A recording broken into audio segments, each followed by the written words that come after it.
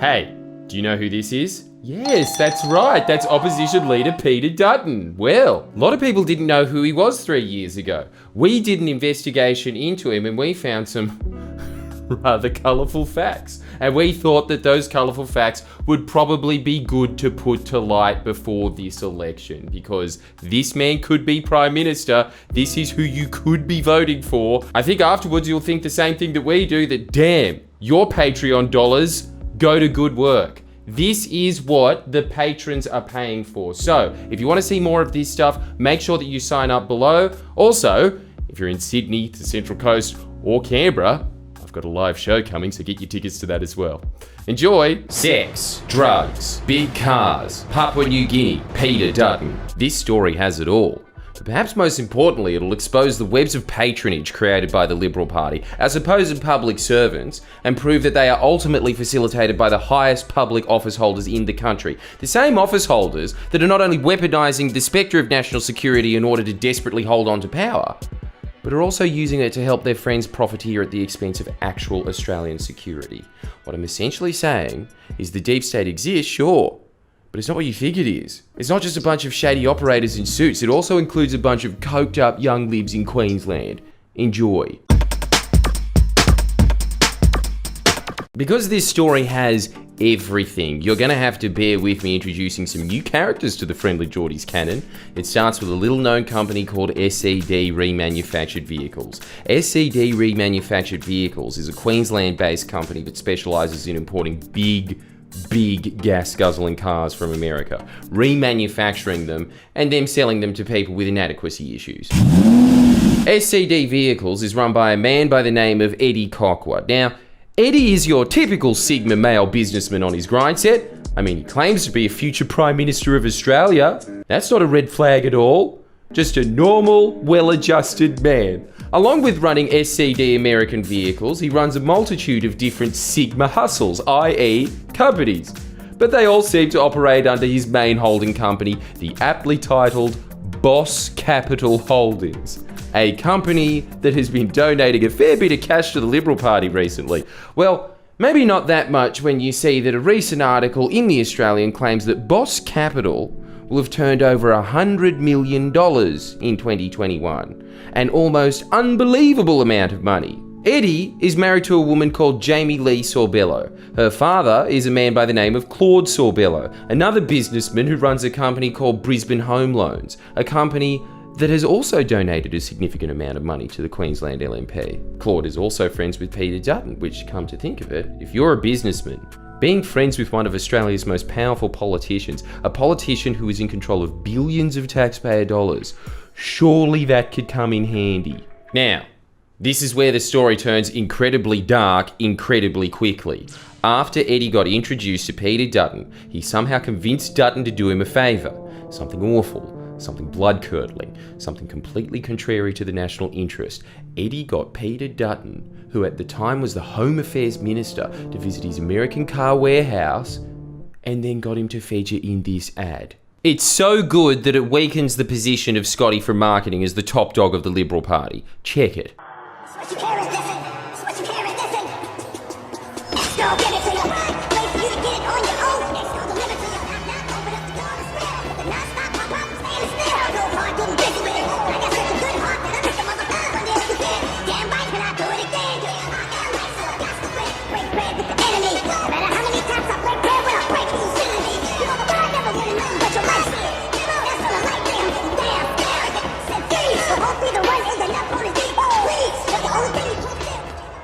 I think we could all agree, that is the best car ad ever made.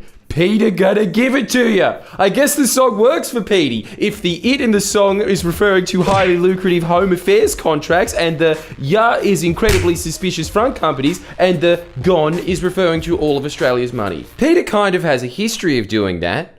Remember the company Paladin? You know, the one that was operating out of a shack on Kangaroo Island, yet still somehow got given $500 million worth of government contracts by Dutton's Department of Home Affairs to run security on the Manus Island Detention Centre in Papua New Guinea? You know, the one that the Prime Minister of Papua New Guinea wanted to kick out of the country over corruption allegations? Watch my video about it here for background. Anyway, it's not just Paladin. A lot of other companies exactly like Paladin pop up around Dutton, such as this strange debt-laden company called NKW Holdings. NKW Holdings is a company run by some of the most politically connected figures in Papua New Guinea, which seemingly might be why Dutton's Department of Home Affairs gifted them $82 million in government contracts to provide food and housing at the Manus Island Detention Centre. But just like Paladin, this was another extremely suspect contract, as at the time that Home Affairs gifted NKW Holdings the money, they were on the Bank South Pacific's watch list for unpaid debt. But Dutton fixed that problem all right. As soon as NKW got the contract, leaked emails from the bank show that they stopped worrying about NKW's debts because, quote, Australian Department of Immigration and Border Protection are paying every invoice. I suspect there are some inflated quotations in invoices. Yep.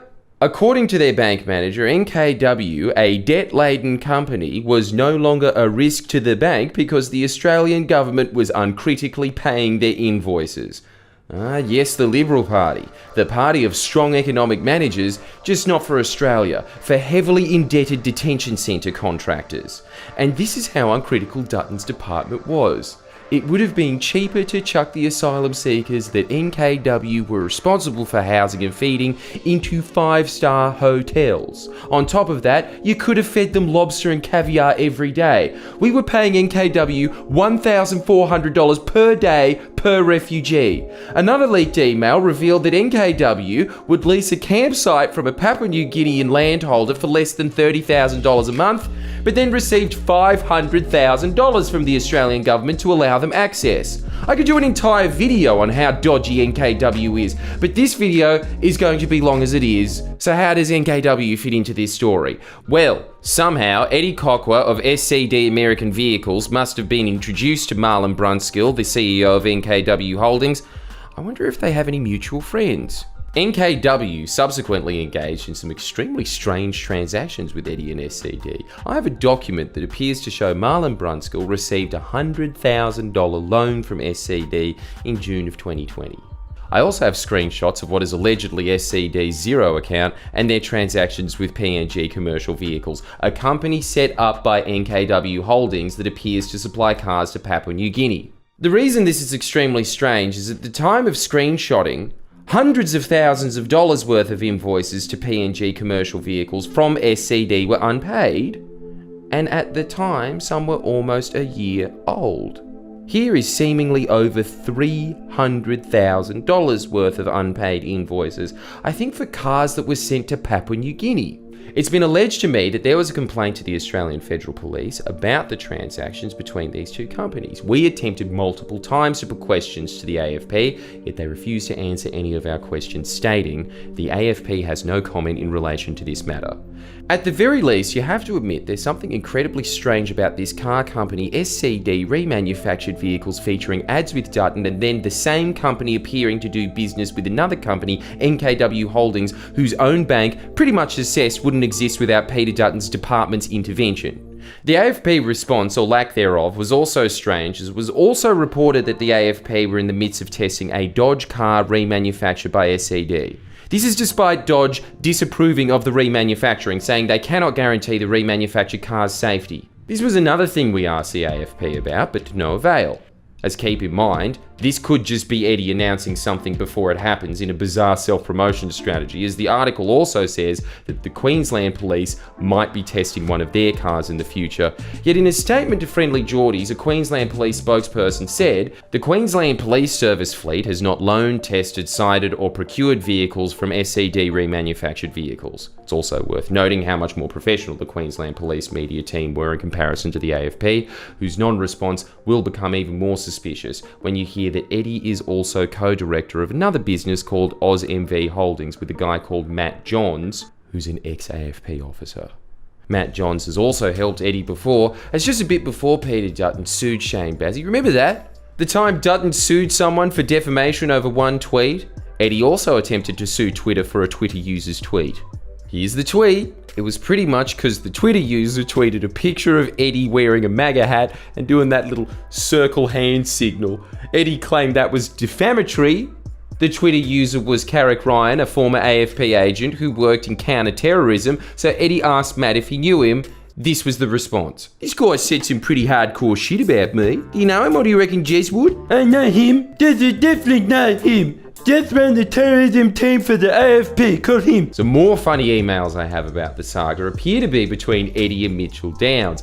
One of Eddie's potential defamation barristers, who Eddie complains to about Liberal Senator Amanda Stoker being afraid to associate with him and also losing customers due to the tweet, writing, "Senator Amanda Stoker's office found these articles and are concerned with any public interaction we may have. Our P&G customer, who'd spent $1.5 million prior to April 2019, just came on board the year before, stopped." In response to the email, the barrister responds with, "I'm used to boxing on with the left.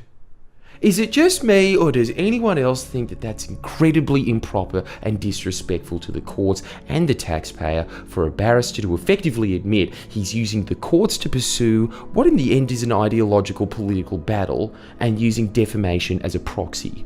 It's especially wrong when your potential client even boasts about how the same negative comments and Peter Dutton have helped them bring in record business." Wow, what can we say? We had a record day for sales today. Thank you everyone for commenting. Appreciate all the comments, especially from the snowflakes. Keep commenting and make us go viral.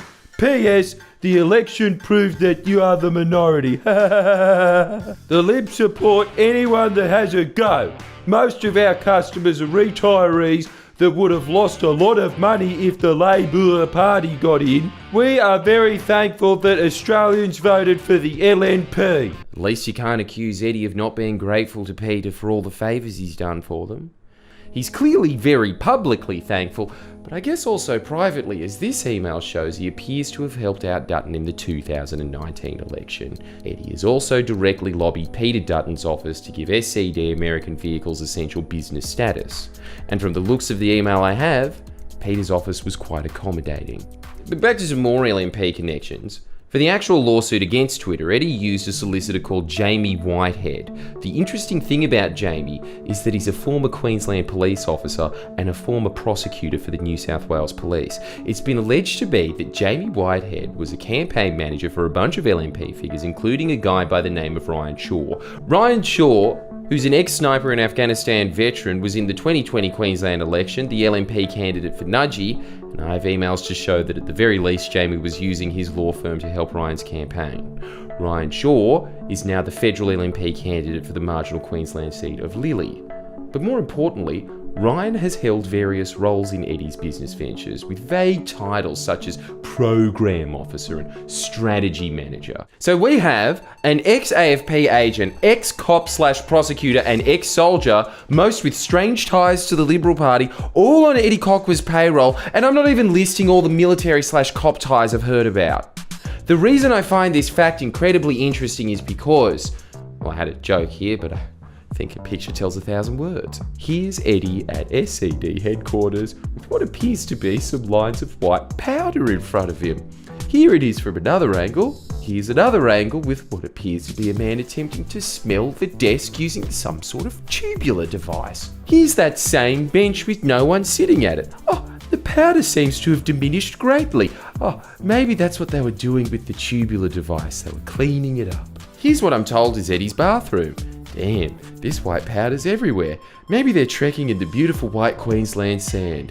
Get a vacuum cleaner, guys. It's so much better for removing mess than that small tube you had. You can clearly afford it. And just for good measure, here are some more pics of that same bench. These pics just might explain Eddie's completely manic whiteboard. Upstairs boss, what's that from the 70k? Restructure KJ, here and now, start day here, start day. Sorry, duty refund, Eddie Dutton. I've been told that's a picture of some of Eddie's scribblings on guess his ideas board. I wonder what Dutton ATS means. I think it's something to do with the federal grant program called the Automotive Transformation Scheme, which is a little scary because it's been alleged to me that engineers at SCD will work under the influence of drugs, and I've heard of instances of employees walking in on others doing coke in the bathroom before work. Now, it's also alleged to me that along with partaking in a certain white powder, Eddie also sells it. Now, to be clear, I'm not particularly interested in pinning drug use on individuals. That's a personal choice, but if true. I am concerned with it allegedly being this close to the AFP, Liberal Party and remanufacturing vehicles. I don't know the scale it's sold on. It could be minuscule, it might not even be true. But I do have someone claiming directly to us to have bought a few $100s worth from Eddie. Which I don't know, at the very least might help fund the sex worker parties that take place at SCD vehicles. Sorry to get all eyes wide shut on you, but yeah, they have eyes wide shut parties. The only difference being, instead of that spooky music playing as you walk through an ornate mansion seeing elites from politics, business and entertainment in Venetian masks supermodels, it's on the floor of a car dealership with, I'm guessing, either Triple M or Hardstyle playing. And no masks, but I guess there's elites from the Queensland LNP that could be in it at least. Here's a picture from one. I wonder if Ryan Shaw, the current LNP candidate for Lily, has attended any of these sex worker parties or any parties like this. We put questions to him, he didn't answer, but let's be honest, even if he had attended, they'd be nowhere near the most red-hot events he's been to, as he's hosted dinners attended by Barnaby Joyce. You guys want to go shooting after this? The Liberal and National Party connections to these people and businesses are extremely suspect. I've just scratched the surface. The former LNP leader of Queensland, Deb Frecklington, has also appeared in SCD's videos and spruiked them on her Facebook page. We know that LNP Senator Amanda Stoker's office has been in contact with them. Just look at Eddie's Instagram and you'll see a who's who of Liberal pollies. Here's him with Julie Bishop. I will fly on Air Force One in the future. Hashtag Cockwa 2030. Hashtag Eddie for Prime Minister 2030. Well, that picture of Obama exists, so anything's possible, eh, Eddie? This guy's either the most delusional car salesman on earth or Andy Kaufman with no audience. Maybe the greatest comedian of our time, maybe. But it's his relationship with Peter Dutton that raises serious questions. Peter Dutton is Australia's Defence Minister, and to have him associated with people in his own party potentially this connected to illicit substances is extremely concerning. I believe Dutton's department's rewarding of contracts on Manus Island needs its own inquiry, as there are legitimate national security concerns if the Australian government isn't choosing contractors on merit. The questions raised by NKW's potential domestic connections only adds to that concern. I mean, for f***'s sake, if Dutton, the tough-on-crime ex-cop defence minister, is appearing in videos with this guy, I don't know if you can trust the Liberals on anything. We attempted multiple times to put these questions to Peter Dutton. We confirmed that Dutton had received the questions, yet as of filming, we haven't received a response. As mentioned earlier, we attempted multiple times to put various questions to the AFP about potential investigations surrounding these companies, ex-AFP employees and their connections to these companies, and if the AFP did indeed, as claimed in the press, test vehicles from SCD with an intention to enter a commercial arrangement with them. The refusal to answer any questions by the AFP is extremely disappointing and concerning, as these are public interest inquiries about your tax dollars potentially being given to this guy by the very agency meant to stop this shit. We also attempted to put questions to Marlon Brunskill of NKW Holdings, yet as of filming this received no response. We attempted multiple times to put questions to LNP candidate for Lily, Ryan Shaw, and my producer Christo even had a brief phone call with him, yet we received no response. Side note, just hours after our lengthy deadline had passed to answer these questions, and we'd already filmed this video, we got a response from the LNP on behalf of Liberal candidate Ryan Shaw. This is it. Pause it if you want to read it in full. He's withdrawn. He's no longer the candidate. Ryan then made a Facebook post announcing his withdrawal as the LNP candidate for Lily.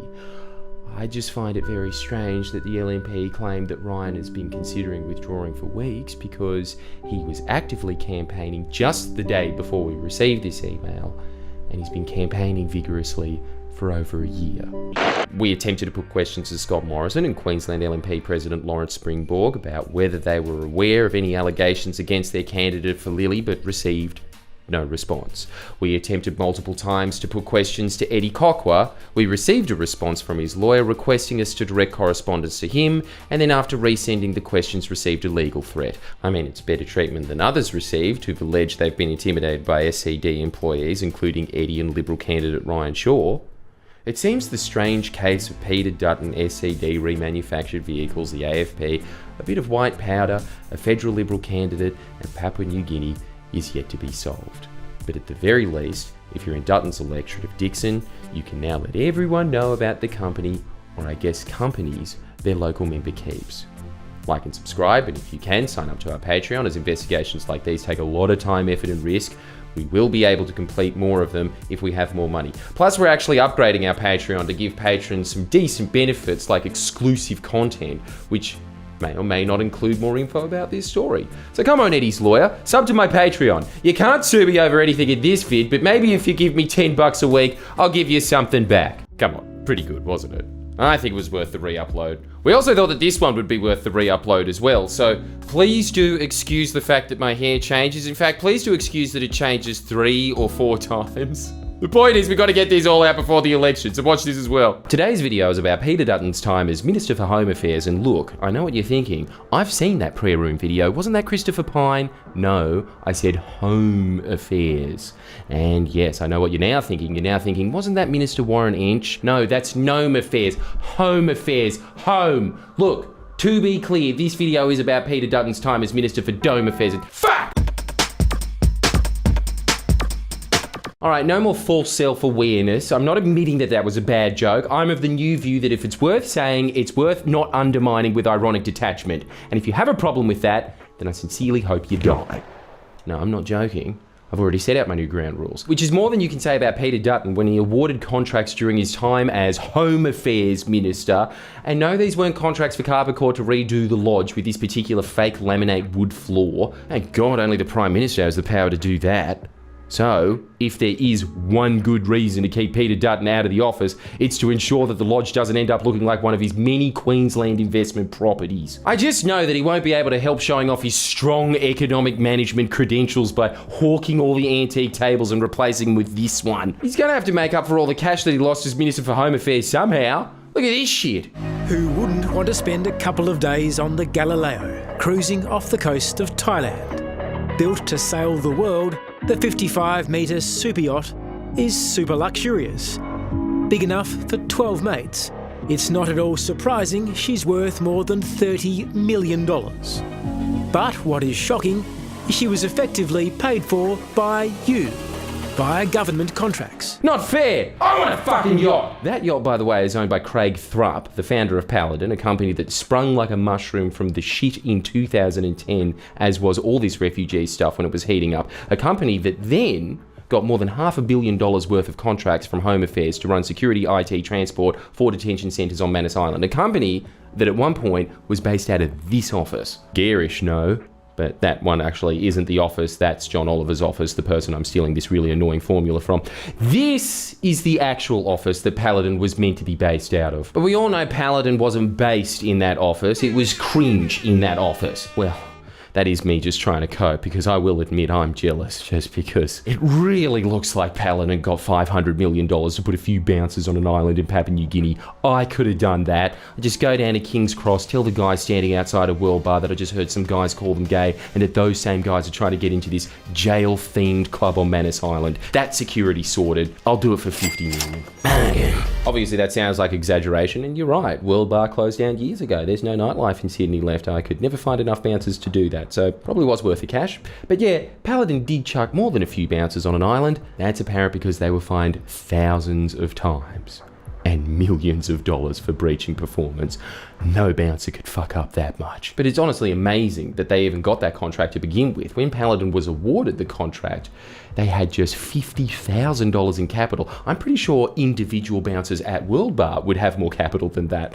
Why did the Department of Home Affairs choose Paladin? According to the former secretary of the department, Mike Pizzullo, they just didn't have enough time to do a proper tender process and needed a contractor quickly, so they chose Paladin in the same way that you would choose a plumber when your toilet's blocked. So along with Dutton, you have Mike Pizzullo to blame for all these overblown and highly suspicious Home Affairs contracts. You know, the guy that was just outed for plotting with the hard right faction of the Liberal Party. I mean, I wish they actually were hard right. They're all pretty much the same Liberals, defined by what side of the bullshit histrionic personality clash they come down on. Anyway, Pizzullo really didn't do wonders for advocates of amplifying Italian ex-voices in power, as when he and Dutton ran Home Affairs, their idea of organising what we were told were extremely important detention centres in services of Australia's national security was, we have $500 million. Let's just give it to this guy. Fingers crossed he'll do the job right. A few years ago, the Auditor General came back with a report on all the contractors that we got to run detention centres on Manus, and they weren't impressed. In negotiations for the contract, Paladin originally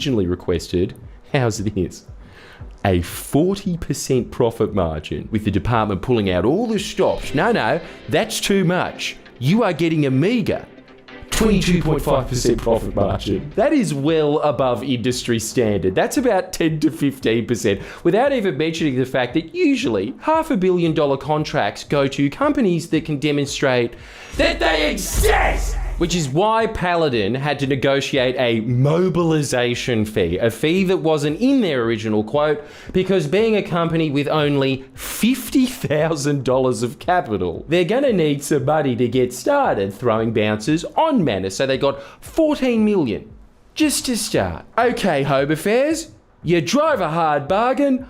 I don't even need the 50. Give me the 14. I'll think of something really fucking cool, and I can promise you I won't try to bribe PNG government officials. Because that also happened. Paladin ran into more problems. They had visa troubles, allegedly bribing Papua New Guinea officials millions of dollars via a bank account in Singapore, seemingly in order to continue to receive visas and work permits. When the former director attempted to alert Home Affairs, they told him, don't put anything in writing. This ultimately has to be owned by Mike Pizzullo and Peter Dutton, the same guys who want to put my boy David McBride in prison. See this video for more. I really can't emphasise how, at best, incompetent these two were. Look at this clip from a recent 60 Minutes interview with the former ASIO head, Dennis Richardson, who was appointed to investigate Home Affairs' handling of contracts. This man is sitting at a desk, exposing himself. Oh, sorry, that was a mix-up. That was a clip from the investigation into Homo Affairs. Anyway, here's the Home Affairs clip. Do you think Home Affairs should have acted on warning signs that Paladin may be engaged in criminal wrongdoing, allegedly? I think they should have pursued greater due diligence than what they did. It gets even worse. Sure. For Paladin was not alone. Is it correct that you found Home Affairs had contractual relationships with companies under active investigation by the Federal Police? Yes. Firms suspected of bribery and corruption? Yes. A firm whose CEO is being investigated for possible drugs and arms smuggling? Yes. A company implicated in suspected Iranian sanction busting and money laundering? A company whose directors were suspected of being so involved. Astounding.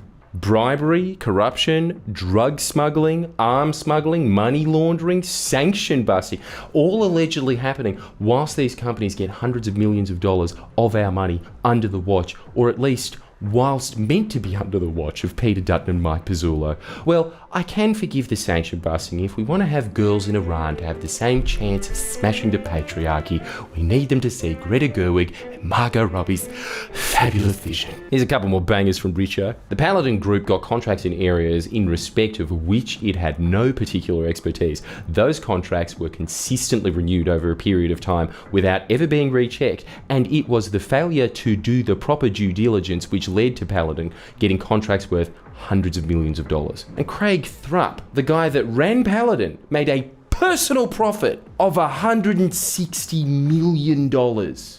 That's how he could afford the yacht and the Balinese bond mansion. But don't accuse him of being stingy. He did give $1 million to his mum, who coincidentally worked at Home Affairs. And I'm just talking about one company today. Not enough time to cover all the others. I might do another one on NKW Holdings, the detention centre contractor that this company was allegedly doing business with, but I got to be careful around Dutton. Do you guys remember how he proposed giving all politicians a fund they could use to sue the public for defamation?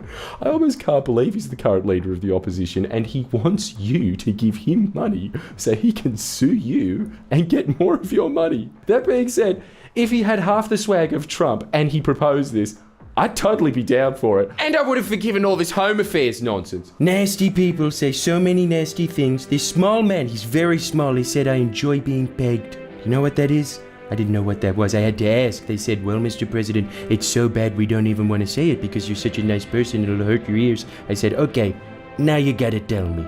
And they told me and I said, People don't really do that.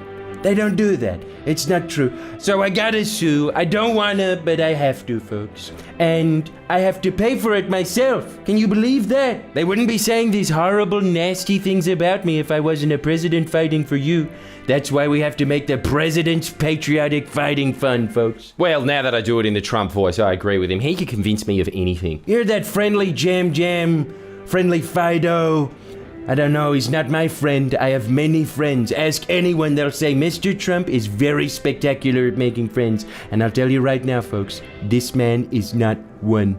He is not one. Jam had his house burned down. I knew it was gonna happen. I could have told him. I said, you play with fire, your house is gonna burn. He's on television crying, oh, my house, my beautiful house. First off, it wasn't a beautiful house, folks. It wasn't. I'm sorry, I like the truth. That's why I started Truth Social. Small, little house, gone. And now there's room for big, beautiful towers. When you see these towers we're gonna build, you're gonna say, wow, I can see all of Sydney from up here. This is so much better than that ugly, small house that was there before. You'll turn to me and you'll say, Mr. President, thank God that ugly little house burned down. Now it's very beautiful here and everyone's having a spectacular time. Can we just stop going over this boring home affairs shit and do 10 minutes of Trump riffing a week? His riffing is so much better than anything we've ever done on this channel. Even me doing a shit version of him riffing is better than anything we've done on this channel. Anyway, the point of this video is Peter Dutton really does suck. A lot. Like, it is tempting to go for him as a reaction to the weak-kneed, skinny-fat soy posturing of the Labor Party. Which, seriously, Labor, just... Can you not clean up your image? Like, what the fuck is this shit? I hate being told what to do with these diverse millennial blob cartoons. Just leave that shit to the Greens. Go back to cunts in hard hats. But... to be fair to the Albanese government, he hasn't given $500 million to some random soldier with the tastes of a middle-aged sex tourist. To be clear, I'm not alleging Thrupp is a sex tourist, just that his mansion would appeal to them. Sex tourists. See, I told you that was a good video, didn't I? I also told you that I had 3 or 4 hair changes, and so not to make myself a liar, I went out and got myself another haircut. Let me know in the comments, out of the 4 haircuts, which one you like the most. I think we all know that Sid from Toy Story is going to be the blowout winner. Anyway, shows up next are in Sydney, Central Coast, and Canberra. Make sure that you come to those. Make sure that you sign up to Patreon so I can afford all these haircuts. And don't forget to vote.